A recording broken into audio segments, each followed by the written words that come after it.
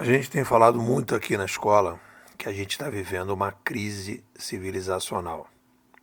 Nós estamos saindo de um ambiente com a informação muito centralizada, e isso tem como consequência uma baixa capacidade de reflexão.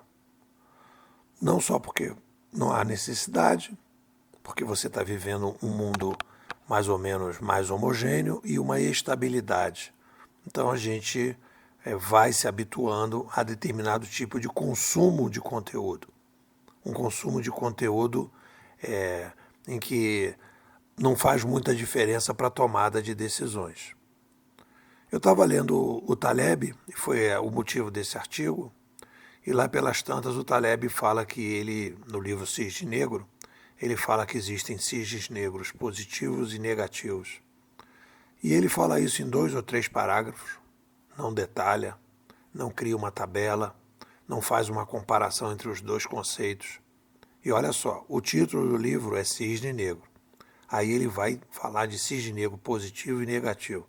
Não era o caso de, bom, eu entendo cisne negro positivo assim, assim, assim, eu entendo cisne negro negativo assim, assim, assim, a diferença dos dois é essa, essa, essa. Não se preocupa, passa. Então isso é uma característica, e eu vejo isso também no Mark Mason, e vejo isso até no Clay Shirk, que a gente está lendo agora, né? São pessoas que fazem uma opção de criar uma sintonia com o leitor, criando histórias. Então você facilita que o leitor possa ler o seu livro, aumentar as vendas do livro, etc. Papá, mas há uma perda. Porque quando você vai para a leitura profissional, o conteúdo profissional, você precisa de conceitos mais estruturados. Você precisa definir do que nós estamos falando exatamente, porque as pessoas vão tomar decisões a partir daqueles conceitos. E aí eu tive necessidade de separar, e aí eu no artigo separo 3 tipos de autores que nos ajudam: sensacionistas, percepcionistas e conceitualistas, ou conceitualistas. São pessoas que falam de um determinado fenômeno, de alguns fenômenos, e fazem uma opção da forma. Então hoje nós temos no mercado do futurismo, né, fortemente percepcionistas. O Taleb é um percepcionista, o nosso querido Harari é percepcionista, o Mark Mason é percepcionista, o Clay Shirk é percepcionista. Por quê? Porque eles vão contando histórias, não estão preocupados em construir conceitos, não estão preocupados em organizar os conceitos. Só que quando a gente vai ler um livro do Taleb, cada um vai dar uma interpretação diferente para aquele livro. Ele não está querendo organizar o diálogo, organizar a conversa. Ele está simplesmente passando insights. Você tem insights lendo o livro dele. Ah, é importante, é importante. Acha legal, acho legal. Mas o problema é que você não pode ter só percepcionistas. E o que a gente está tendo hoje, né, é uma profusão de percepcionistas e uma redução de conceituacionistas. Pessoas que digam, peraí, vamos organizar os conceitos, vamos ver as contradições entre os conceitos, vamos precisar do que exatamente eu estou falando. Por exemplo, aqui na escola a gente tem o nosso conceito de complexidade demográfica progressiva. A gente pensou no conceito, estruturou, complexidade demográfica progressiva. Então você ouve o conceito e você fala, eu sei exatamente, mas esse conceito é chato. Seria melhor você falar da profusão demográfica, etc. Criar, e aí vai contando histórias, etc. Não, a estrutura que eu vou chamar de conteúdos de cozinha, são mais difíceis, são mais chatos, né? Não é uma coisa tipo filme de Netflix, não é uma série do Netflix. Mas é isso que faz com que a gente possa tomar decisões melhores. E aí a gente vai falar de um Zeca Pagodismo conceitual, deixe os conceitos dos outros me levar, sem que eu pare para pensar sobre eles.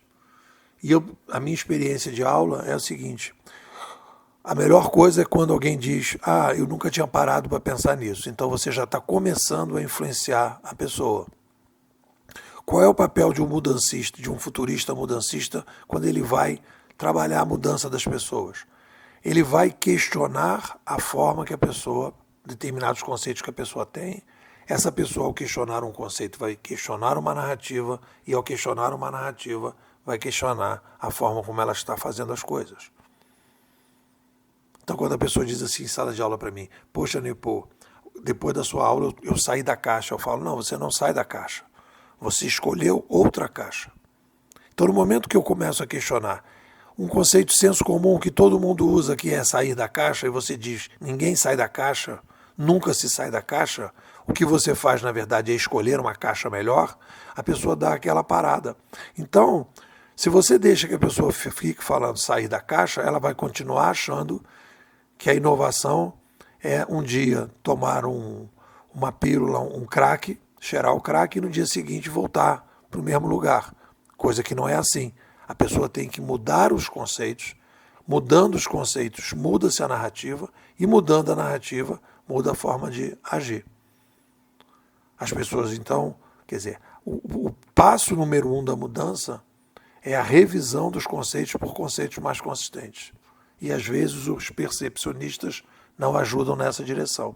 E aí você faz determinadas mudanças em que as pessoas não saem do próprio ambiente de matrix que elas estão. Elas precisam questionar os conceitos, modificar a narrativa e mais, estar continuamente se policiando para colocar os conceitos novos, fazer uma narrativa nova e a partir daí agir de forma diferente. Senão a pessoa volta para trás. É um pouco por aí. O que vocês dizem? Bom, falar da Bimodais, nós somos a melhor escola de futurismo do Brasil. Talvez a única que realmente está procurando desenvolver filosofias, teorias e metodologias consistentes para lidar com o digital. Mas os outros não têm escolas de futurismo também, né? Pô, tem. Mas as pessoas estão trabalhando num futurismo convencional. Nós estamos trabalhando aqui num futurismo super extraordinário para lidar com uma mudança que a gente chama DREDS. O que é uma mudança DREDS? Disruptiva, rápida, estrutural, desconhecida, social. Uma mudança DREDS exige um futurismo super extraordinário. E o futurismo super extraordinário exige uma imersão, um aprofundamento, um acompanhamento, um trabalho consistente para que as pessoas possam compreender todas as grandes mudanças de paradigmas, de valores e de hábitos que a nova civilização vai exigir. Então eu estou te convidando para participar da escola. Vem para cá, a gente tem várias atividades internas, você vai ficar 6 meses com a gente, não vai querer sair, as pessoas ficam renovando, porque você vai sentir aquela sensação de que você saiu de Matrix e está na nave Nabucodonosor e está olhando Matrix de fora. Quer mais detalhes? Me manda um zap, 21 99608 6422. Vou repetir, 21 99608 6422. Nipô, quero ser bimodal.